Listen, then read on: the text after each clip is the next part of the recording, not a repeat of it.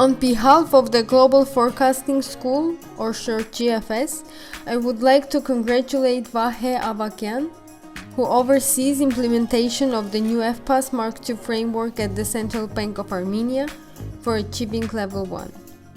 GFS students need to successfully complete 10 writing, video, and presentation assignments, as well as prove to be ultimate critical thinkers to achieve level 1. You can learn more about GFS and GFS levels by visiting the Better Policy Project's website. You can find the links in the description of this video. In this video, we witnessed the surprise moment in the middle of GFS daily meeting. The video captures the context of the class, highlighting the spontaneity of the question posed to the student. To effectively summarize what we have been learning in the past few days, particularly in terms of teaching other GFS and pre-GFS students, this video serves as a celebration. Doug had intentionally designed this last test for Vahe to be a significant challenge. As you can see, he did an exceptional job presenting the material in the interview-style setting. This is an excellent example of our dynamic learning environment. It's important to note again that in the dynamic learning environment of the Global Forecasting School, emphasis is placed on critical thinking skills and open communication styles. This video exemplifies these principles perfectly, showcasing how critical thinking skills are fostered, teamwork is encouraged, and individuals are always prepared to summarize and effectively communicate the ideas to the group. Now you can listen to the presentation by Vahe. Please. Good. So I'm going to start conceptually in terms of what it is that we're doing and why we're doing it. Obviously, what we've been working on recently and what we're issuing today is the latest iteration of Not the Teal book, which obviously we're trying to think about, developing a narrative to understand what's been going on in the U.S. economy, and trying to understand if we were in the shoes of policymakers running kind of a very lean FPAS Mark II system, what types of scenarios might they generate and what policy decisions might they make under that framework, which we think gives a different perspective to kind of interested parties to think perhaps differently about how institutions like the Fed make decisions in times of great uncertainty. So one of the components as part of this obviously is generating near-term forecasts and nowcasting.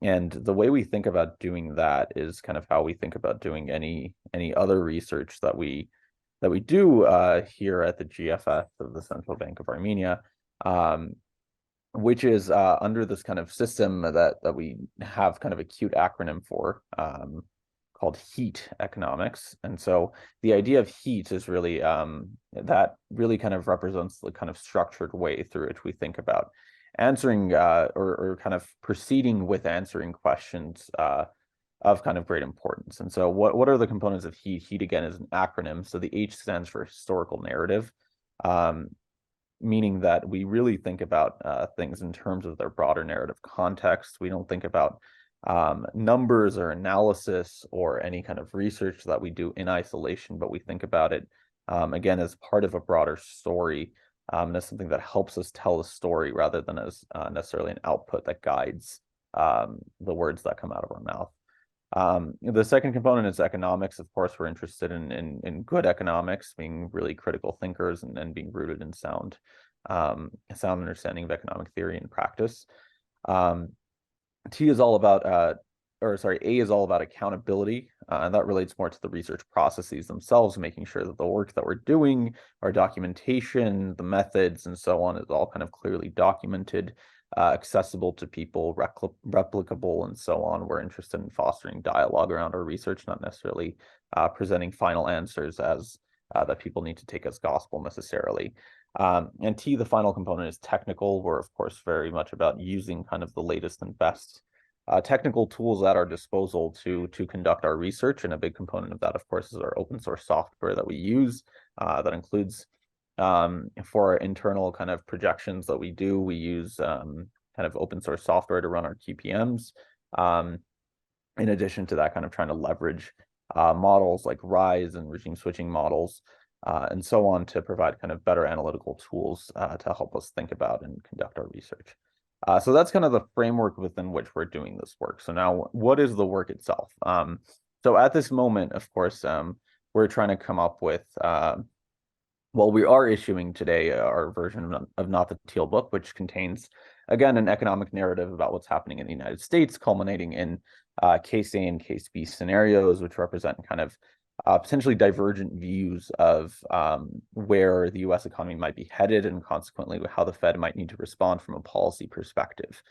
Our case A and case B scenarios, I think, one of the questions we frequently grapple with and that we're constantly asked is the extent to which, the case A and case B scenarios need to be consistent with one another, how much they can diverge from one another, to what extent they represent, the universe of views in terms of, are they bookends or are they merely kind of midpoints along that spectrum? And so the way we think about that is we think that definitely has to do with the institutional setup of a given decision-making body. And so certain decision-making bodies, for example, here at the Central Bank of Armenia, one of our goals with FPAS Mark II is to encourage kind of greater dialogue among board members, give board members kind of freedom to express their kind of potentially very divergent views, and also to encourage kind of the market themselves to become active and willing participants in this dialogue rather than looking to the central bank as kind of the sole authority on these issues. And so in that kind of context here at the Central Bank of Armenia, we tend to view our case A and case B scenarios as more along that bookend idea of being comfortable with there being a fair amount of divergence, but with the of course clear caveat that all of this needs to be very clearly and effectively communicated in our communications, where we state exactly what we mean when we talk about these bookends and what these scenarios represent and so on. In other institutional setups, you may see, particularly those that are kind of more consensus focused, you may find the need, I think, for the case A and case B scenarios to be a little bit tighter in the sense that they represent a narrower band of views that, again, more reflects the consensus of the board as an individual kind of decision-making body rather than as a series of potentially diverse people. So with that kind of framework in mind, I want to now talk about the scenarios themselves and how we thought about kind of generating the different kind of near-term forecasts that are embodied in the different scenarios. And so if you take a look at our current version of Not the Teal Book, and we have a seminar tomorrow where Jared from our team is going to be kind of presenting all these ideas in much more detail, you'll see the kind of case A and case B scenarios kind of reflecting more in that kind of first line of having potentially greater divergence in the kind of assumptions and ideas that they embody. Again, I think this is reflective of the kind of current economic situation that we're largely in, where there remains a great deal of uncertainty. So the kind of key ingredients that we're thinking about when it comes to these case scenarios, right? First is the extent to which, how much underlying inflation is there in the economy? To what extent is this an issue related to the different kind of measures of inflation not embodying the underlying inflation very well itself, or to what extent is this rather a question of there being more fundamental inflation, underlying inflation that's embodied in things like very high and persistent wage growth, and to what extent is kind of a continued wage price spiral going to drive continued inflation in the near term. The other kind of important consideration that we're thinking about is obviously financial fragilities in the financial system. This is something that has become very, very clear over the last few months. We had SVB, we had Signature, and then First Republic, of course, just a couple days ago. So all of these kind of questions of financial fragility are something that people in the markets are very, very mindful of, and the risk of us potentially dealing with either a banking crisis or something more fundamental than that in terms of a broader financial crisis. So all these are kind of important kind of risks that we're embodying. So these are the kind of ideas that are embodied in the case A and case B scenarios. And that's again at a very high level. But to go into more detail in terms of the kind of exercises that we do, what we do as a team, and this is something that we've started rather recently, is to kind of think about these case A and B kind of case scenario generation process as being something that's very continuous and dynamic, and that we're actually able to do kind of on a weekly basis. So of course, what that really means is every team member kind of spends a few minutes every week just thinking about nowcasting certain kind of key variables. And so one of those things that we just now looked at was, for example, nowcasting inflation and different measures of inflation. And so how we go about doing that, of course, we turn back to kind of our key principles in heat economics, right? Obviously, the historical narrative and the kind of strong economic underpinnings related to that, where we look and kind of think critically about what are the drivers of these variables in recent quarters, what are the drivers of them moving forward, and that helps us kind of using that kind of framework helps us to do near-term projections of where they might be headed. And each team member is kind of responsible for putting those together very quickly, again, kind of rooted in those principles, kind of presenting them to the team and arguing their point, and we all kind of take a vote every week on these ideas.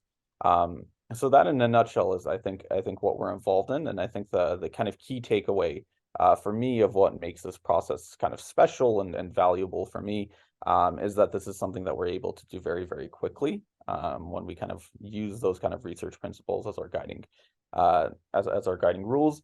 We're able to do it quickly, and we're able to kind of have a good dialogue among our team. We actually just had a very, very good, lively debate just a few minutes ago on looking at where inflation might be, for example, in Q3. And so this is the kind of thing that having this kind of research framework and having this process done continuously and dynamically on a weekly basis helps our team kind of constantly be thinking about these issues, again, on a weekly basis, not just every time that the Fed is making a policy decision and we're writing off the TLF. So yeah, that's my quick summary. Thanks.